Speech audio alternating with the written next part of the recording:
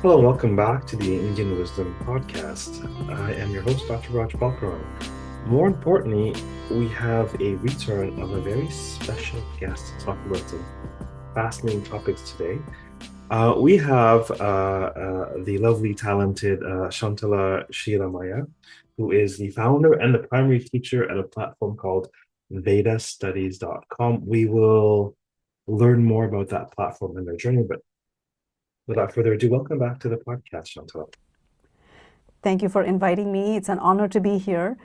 And it's the second one, I think the second conversation we're having. And I'm very, very honored that you want to have me back here.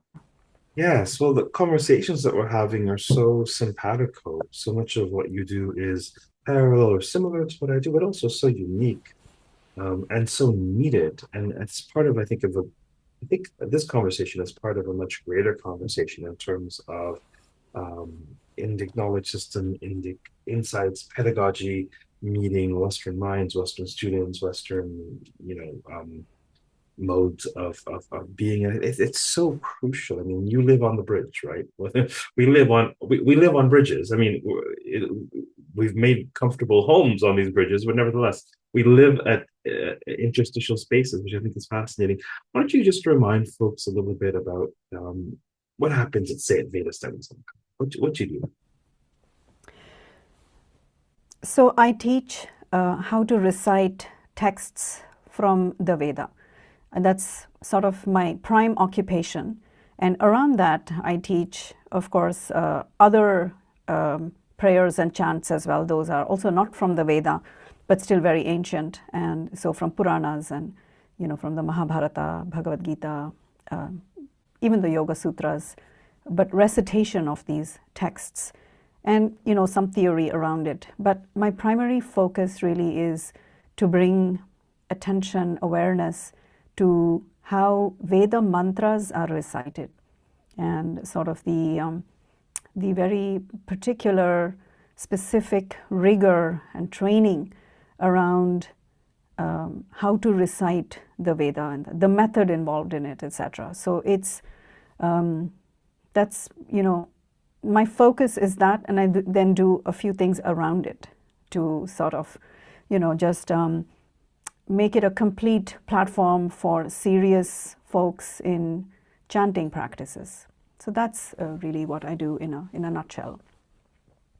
Yeah, I mean, for those listening, you may be well aware that we have Veda or Vedic as a class of text or a period of history referring to the oldest compilations of hymns, in the Hindu world, and also Vedic, much like the word kosher. I think of the word kosher. Yes, kosher means a particular dietary requirement in Jewish faith, but in common parlance, it means that it kosher is of a particular caliber of religiosity or philosophy. And Vedic, of course, the Puranas are not part of the Vedic period of the Vedic texts, but they are essentially Vedic culture, part of a Vedic thought or Vedic lifestyle. So, but with respect to this more stringent use of Vedic, you know, Shantala has been extraordinarily blessed and gifted with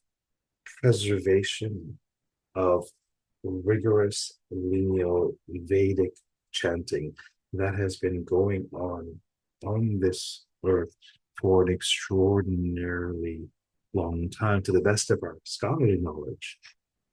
Vedic chanting is the oldest existing unbroken transmission of knowledge. I do not say this as an Indophile or a Sadhaka or any of that. I mean, in terms of what we know to be true of the ancient world, what we know to be true about the rigorous preservation of Vedic intonation. It is, to my knowledge, the oldest unbroken transmission upon this earth. And for it to be so, there has to be rigorous methods of preservation and dedicated folks such as yourself and perhaps some of your students who are willing and able to do so. So do you want to tell us a little bit? Folks will be able to tell from your bio that you you studied with your guru, Sri M.S. Sreenivasan, as one of the senior students. Um, um, Tell us a bit about, your role as sort of maybe perhaps student or member or initiate within Parampara. What is it like to be a traditional Vedic student?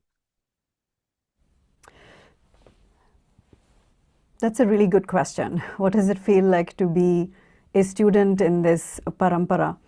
For me, the first thing that sort of comes to mind is one, that it's just been this miraculous thing that's happened in my life, that that to come into such high caliber teaching and to receive it one-on-one in this one-on-one mentoring system, over a very long sustained period of time. I have had access to a type of methodology in teaching that I have really never learned anywhere else. And I come from a lifelong sort of a chanting practitioner family. And I learned, of course, there are some pedagogical tools there as well in the, Vedic world, so to speak, which is, loosely all kinds of chanting practices, but not Veda. And so there are some similarities. And so I did go to this teaching in a very prepared way, in the sense that I was very exposed already to Sanskrit, scriptural teachings, and I had a classical education growing up. So what I mean is, besides going to normal school, I also had the whole system of teaching in Sanskrit and learning the Veena, Bharatnatyam, classical, Carnatic music, all of that. And so I was very prepared in the sense of being able to receive teachings in this mentoring system, having one teacher focused on me and having to show up. It's a great responsibility to have a one-on-one teacher, and that there is no excuse, there is no break, there is no other option other than showing up fully prepared for every single class. And so practicing, the rigor with which I practice myself has been a very strong component of that relationship with the teacher. And so I think that's one of the main things. What is it like? It's tough. It comes with a great deal of responsibility. And along with that, what I realized along the way is that it's a great gift to receive such teachings and should be shared with other seekers, those who perhaps wouldn't otherwise have access to this type of teaching. And so that's, really the sort of how I felt in the beginning and how it evolved. In the beginning, it was really, oh wow, I'm getting this amazing teaching. And, just 3-4 years of studying with him, I realized that actually this is something that has to be shared further. So that's really where I was when I started Yeah, studying with him. yeah, so many fascinating threads there.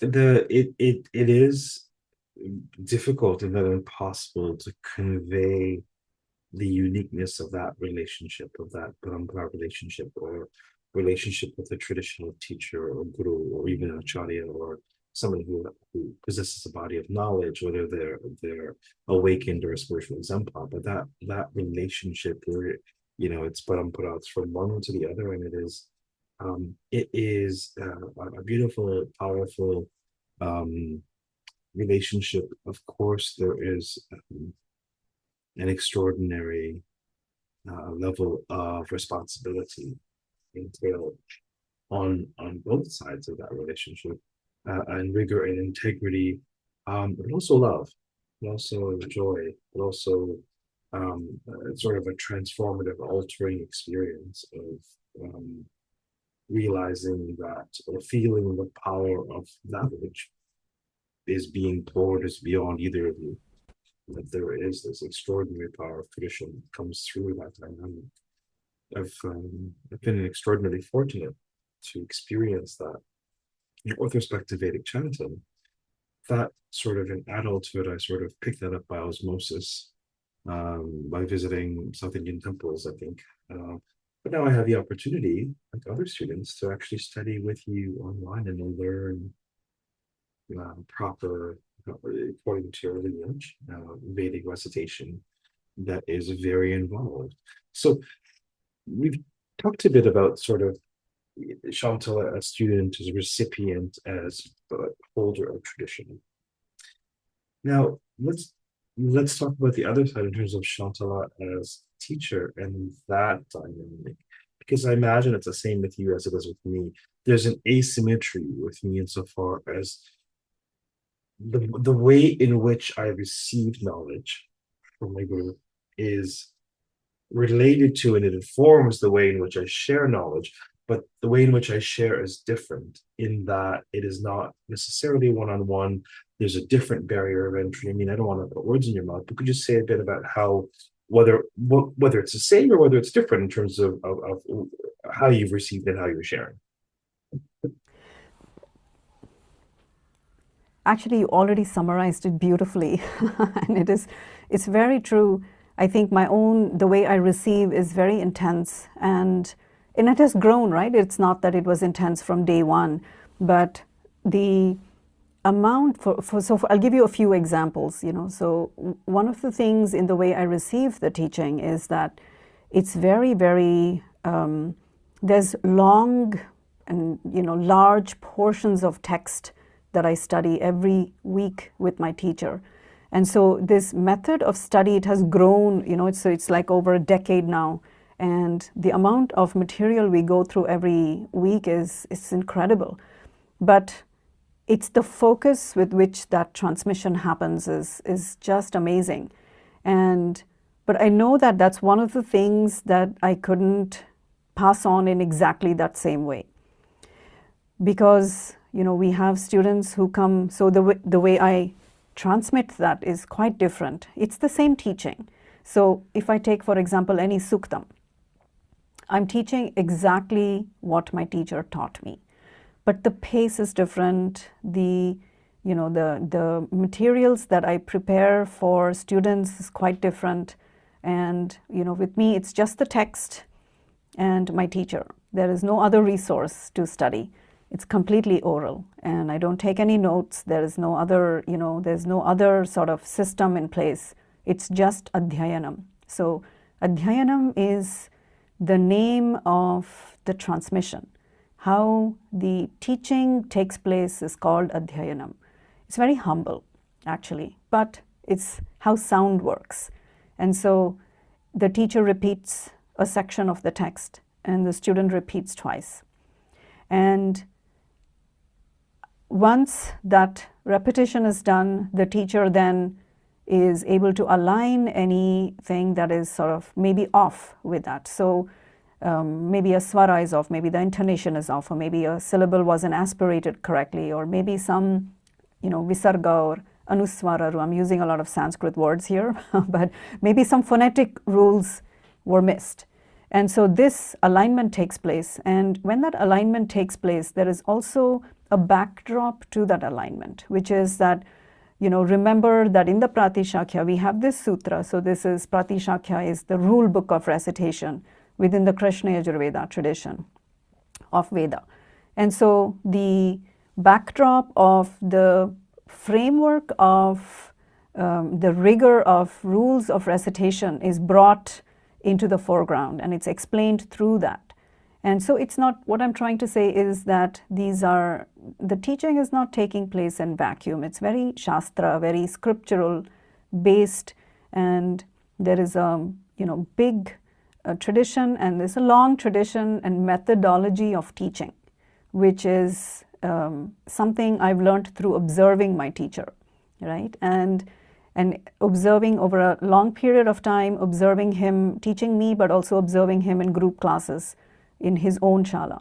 And through that, I realized that actually we cannot teach such, long, large portions of text in each class, and it needs to be quite limited, and there needs to be quite a lot more explanation and perhaps a little more, visual guides in terms of what are these phonetic rules, how are they changing, and showing that in a sort of a particular format which I devised and sort of came up with.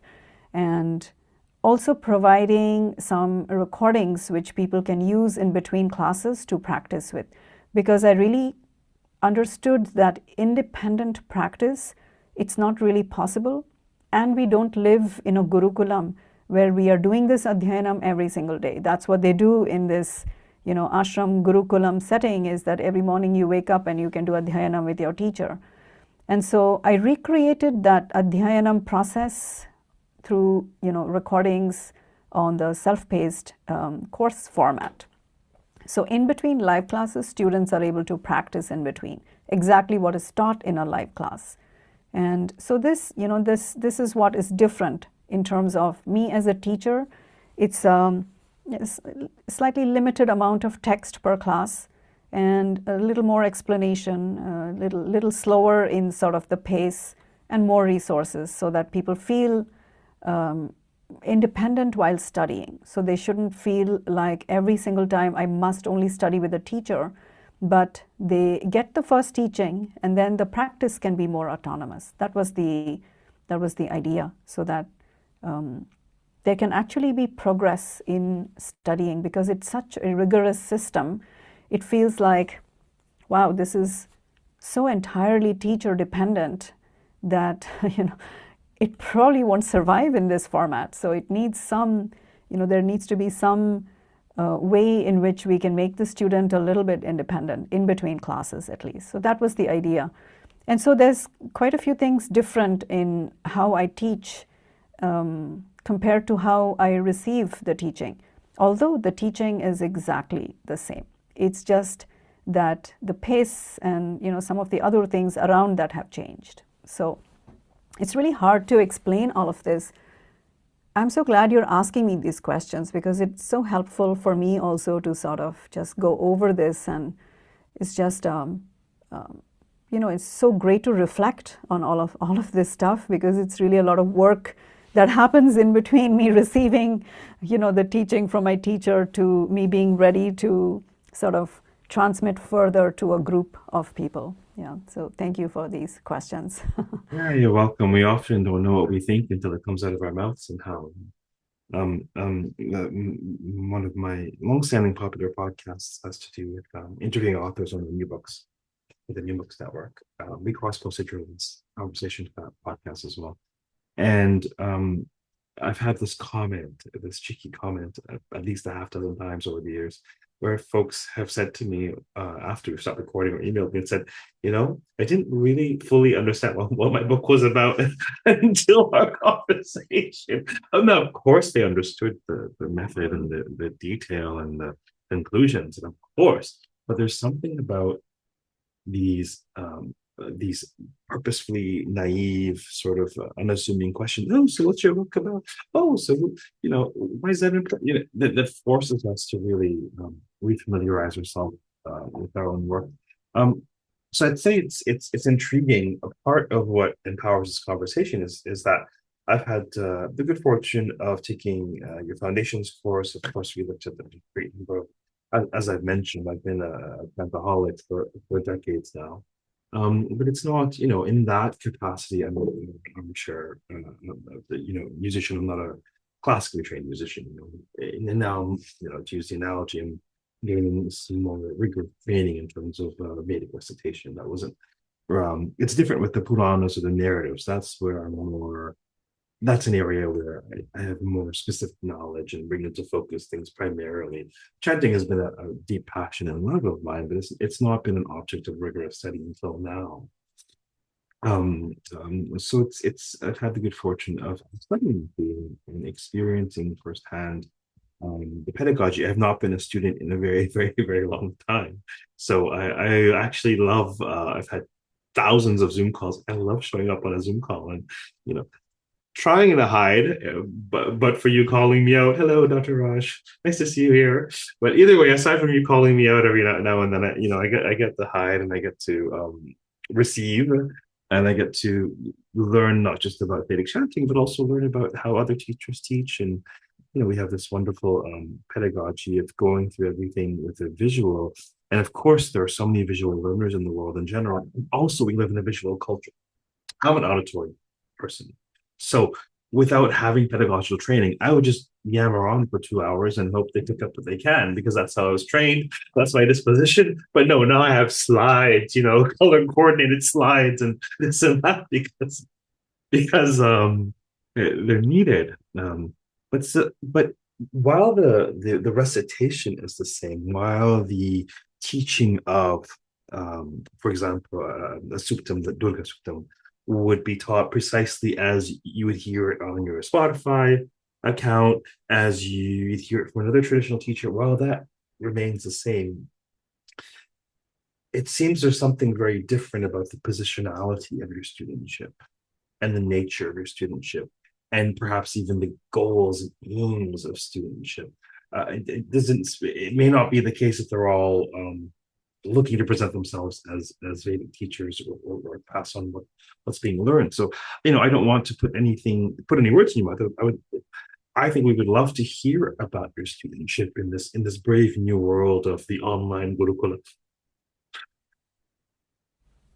So just to clarify, are you asking about the type of students who come to my classes? And I would say so. I would say generally, like who is it that comes, and who is this for? And also, while the recitations are identical, Shantala students, I feel, is different from Shantala students. I see. So you're saying that perhaps how I sound on Spotify, etc., is quite different from how my students sound. Perhaps, but what I mean to say is the way in which you are a student of tradition and you're holding tradition, you're a lineage holder.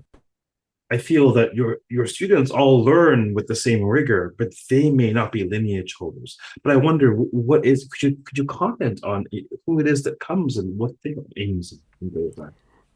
Okay, so I see a layer of multiple questions here, and so I will sort of move through that. And I want to speak just a tiny bit more about, just to be really clear, I want to speak a tiny bit more about my own sort of studentship, as you say, with my teacher, because it's very, because I grew up in this particular kind of family that, has had this Guru Shishya Parampara, right? For us, there has been no other method of any kind of Indic-based study, right? So I was studying the Veena, I had a guru for that, and there was a Guru Shishya Parampara. I was the only student, and I was learning one-on-one, and it's the same with the Carnatic vocal music as well, right? I had a one-on-one teacher as a child, and I learned for many years, and so I've seen the kind of rigor, and frankly, I had not seen anything else.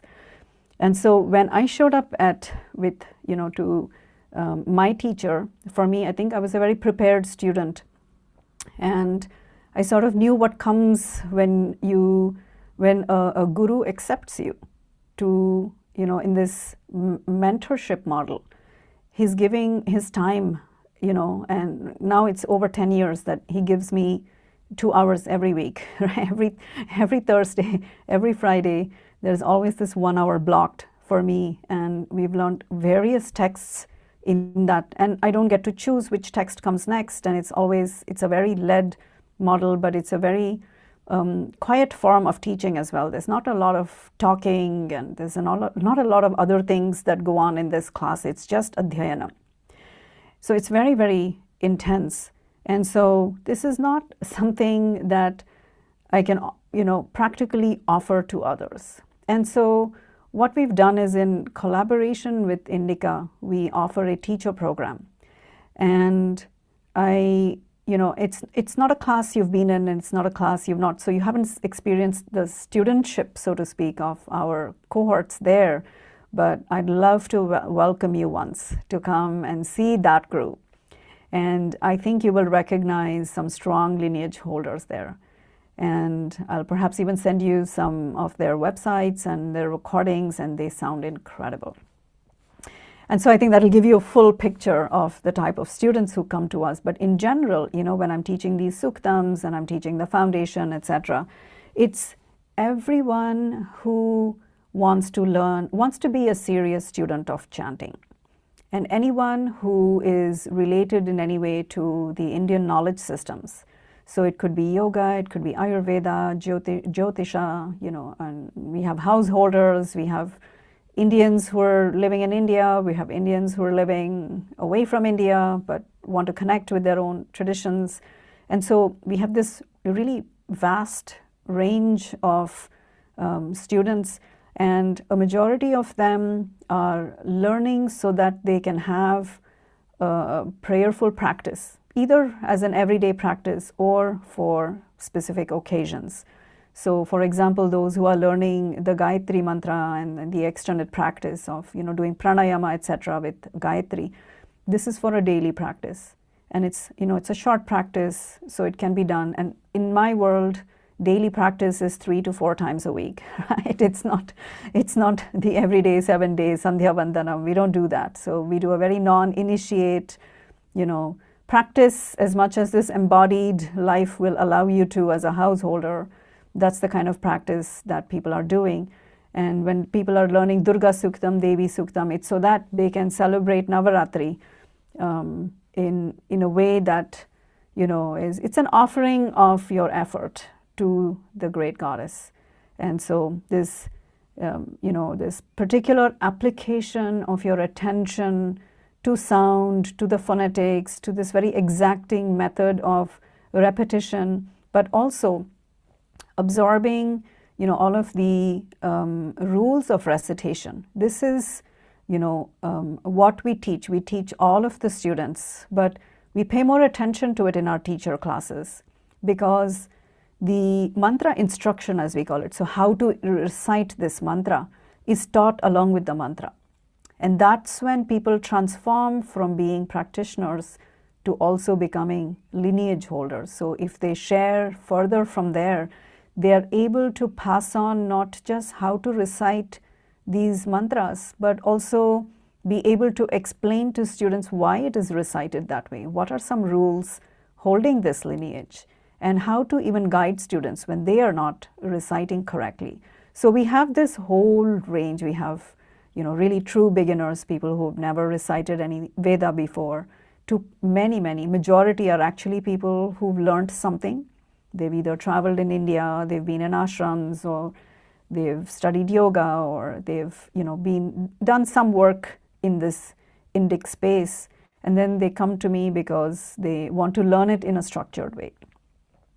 So that's the sort of long answer to the multiple questions that was sort of very cleverly hidden in that one question you asked me. Shamyatam.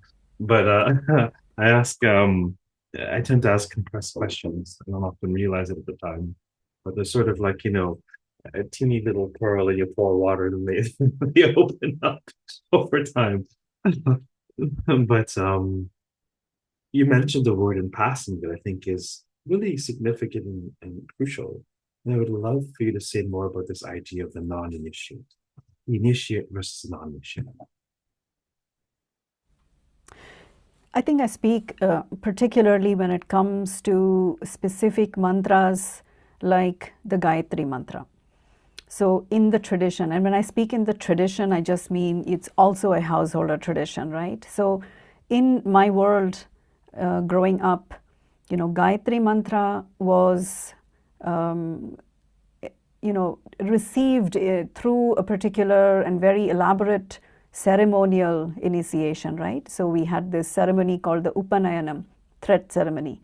And the individual who being initiated is quite young, usually before 11 years old, because after that they have learned to say no. That's what the tradition says. So you do these initiations before the no becomes very prominent in one's life, right? Before they become adolescents. And so, for example, my brother was around 11 years old when he was, went through this formal initiation. It's a ceremonial initiation. And it's not just the ceremony, but for months before the ceremony, there's a lot of training on, multiple rituals, etc., that happen. Because when you do the ceremony, it's basically a commitment that I am going to do Gayatri Japa every single day of my life. We're also making a commitment that not only am I going to do Gayatri Japa at these 3 Sandhya times, at daybreak, at noon, and at sunset, but that every waking moment and every action I perform is itself a ritual. And so waking up is a ritual, and your morning ablutions become a ritual, and there are things to do around that, right? There are chants to perform, etc. Your daily meals are a ritual, and so there's all these ceremonial things, ritualistic things that need to be done before that, and of course Gayatri Japa. So now if you consider our lives, I mean, this is, one is most of us don't have access to this initiation, right? Because it's really, a father has to have done all this particular number of Gayatri repetitions before he can initiate his child, etc. And plus the access to the particular type of priest and all of this. Some people have access, but most of us in the real world don't have access to this type of an initiation. And the tradition is saying that if you were to recite the Veda, the person who recites the Veda is a person who's doing Gayatri Japa every day. And that person doing the Gayatri Japa every day has had an initiation ceremony to do the Gayatri Japa every day, and we don't have that. And so this is something I've, questioned the tradition, I've questioned my guru, and he very clearly said that in fact Gayatri Japa can be performed by anybody. The initiation is accessible to, yes, a particular,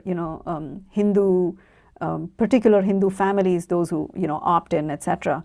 But even without, the Gayatri Japa is open source. It's open, it's available to everybody. It was revealed to Vishwamitra, a friend of the world, and he meant it for everybody's benefit, right? And so my very traditional guru, who is a Vedic Purohita, he told me that it is available to everybody. He has asked me to do Gayatri Japa for every occasion.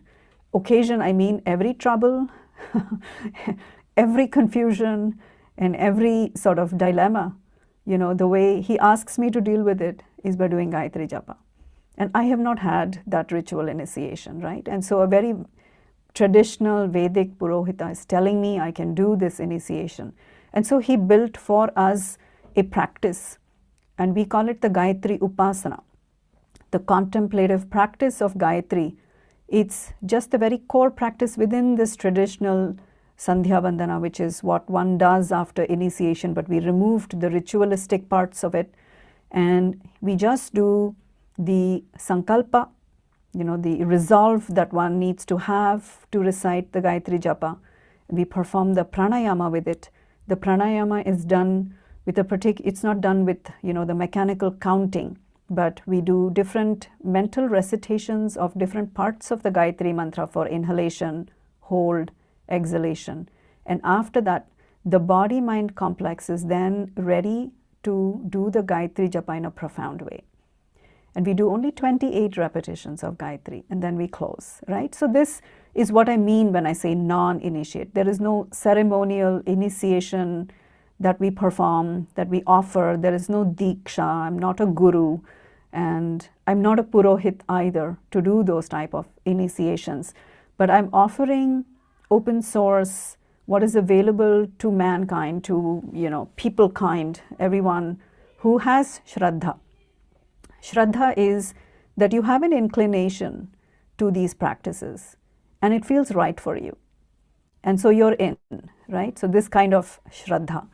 If you have that, these practices are available to you. And my guru has blessed me to share far and wide. He said, in Kannada, he says, in my language, he says, I asked him, can I share this forward? And he says, dharalavagi, which means you must generously share this, right? So, again, Beautiful. a long answer to your, question. Short answers are boring podcasts. We're good. It's always a secret. And then I always like to just riff a little bit on what's being said before I queue up the next question.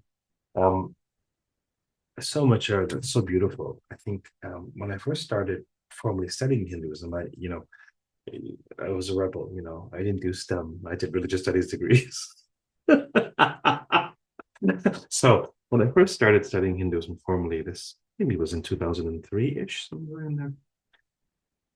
A metaphor dawned on me that stayed with me throughout my years of studying and podcasting and speaking. But Indic tradition, while there are no shortage of precepts, principles, perhaps even do's and don'ts, Indic tradition deals more in dials than in switches.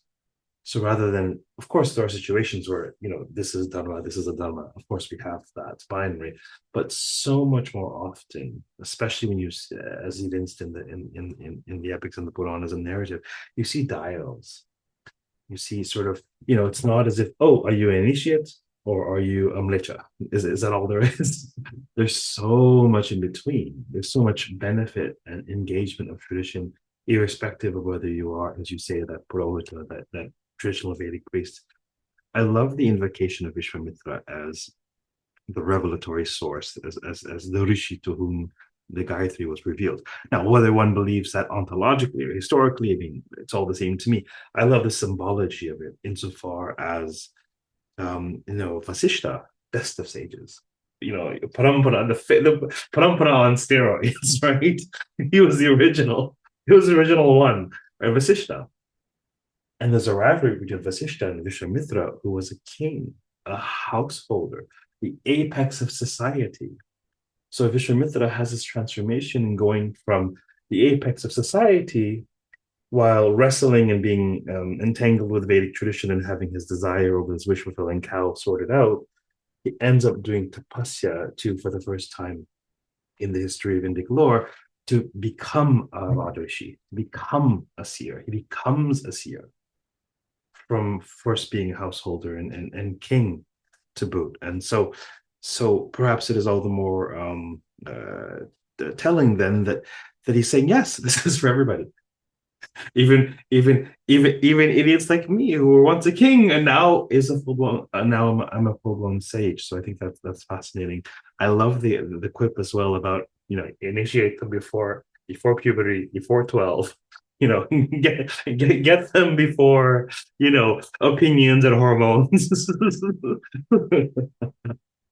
start overtaking them.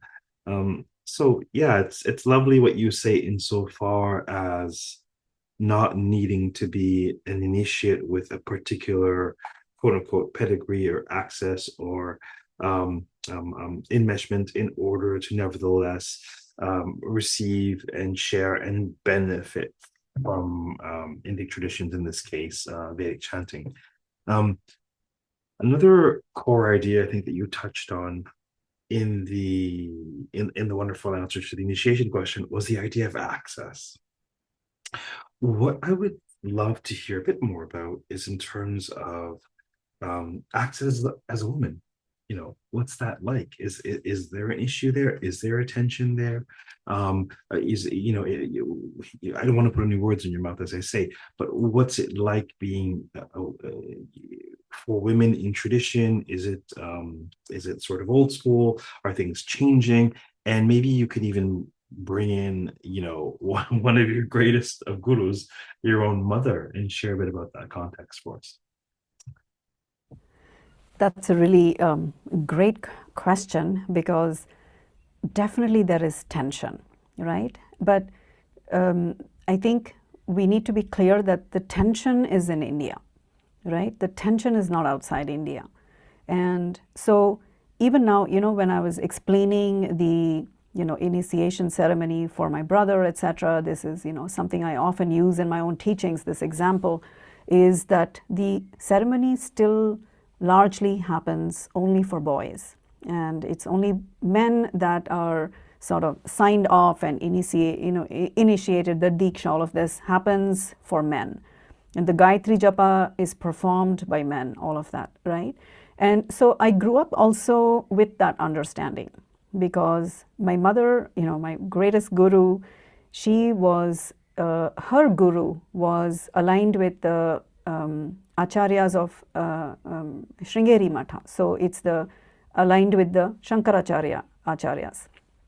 And so very traditional, very orthodox, and mainly teaching compositions of Shankaracharya. So we studied Bhagavad Gita, and apart from that we studied, all of the Saundarya Lahari, Ananda Lahari, all of these things, and other, recitations aligned with what women are allowed to perform, right? So Devi Mahatmyam was a very big part of my life as well. And my mother was a teacher of Devi Mahatmyam.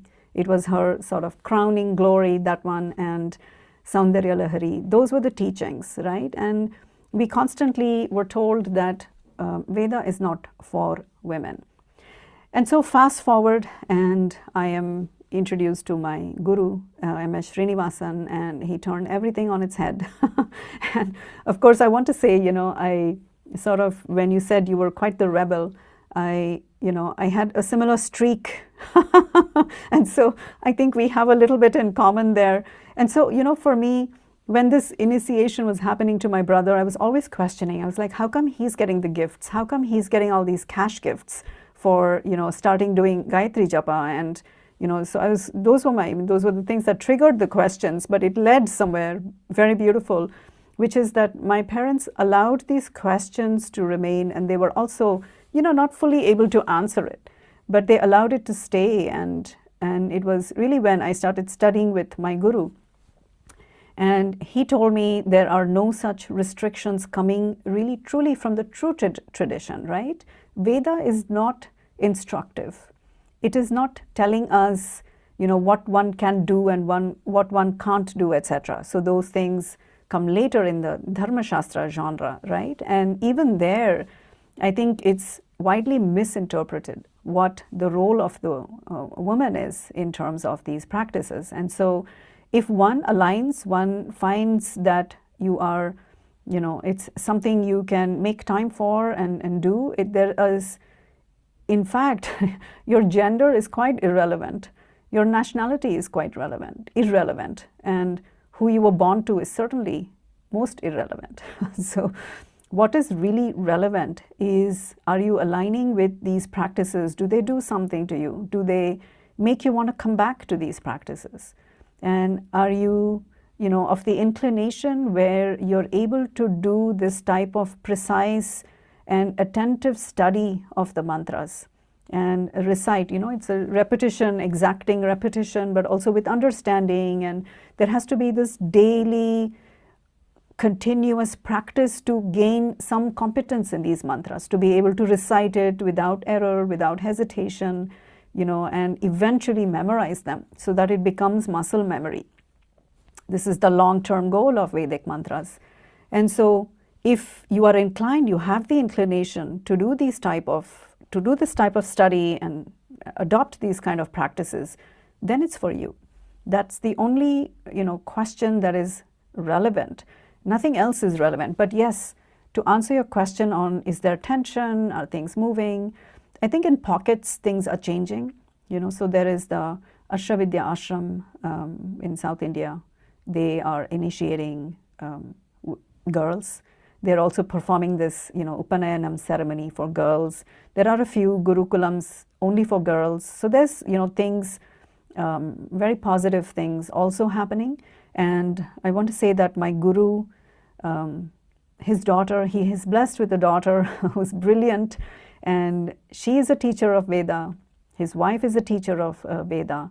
And in the Veda Vidyalaya, the school of Veda that he teaches, about half of the students are women.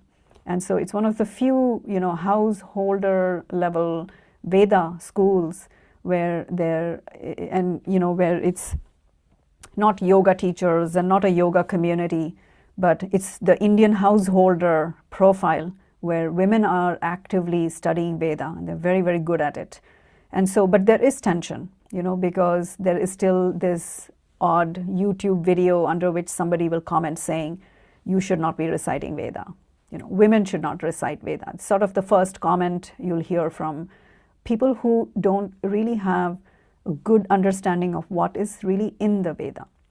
And that there are, more than 25 rishikas, female seers to whom mantras were revealed to. And that there is no mantra in the Veda saying that it is limited to a particular type of person to enjoy and to benefit from these mantras. In fact, it continuously says it's for everybody. Thank you for the beautiful transmission surrounding that. a number of things. It's just I muse at this Devi Mahatmya connection, that this was something that you were raised around, that your mother held a tradition around, and it happens to be a text in which I had the good fortune to be initiated in, and also was the topic of my PhD research, really looking at the tension between world affirmation and world denial, the very tension we're talking about that we see in the Devi Mahatmya. At the end of the Devi Mahatmya, the Devi gives two boons. One protagonist gets moksha, and the other gets sovereignty, Rajan.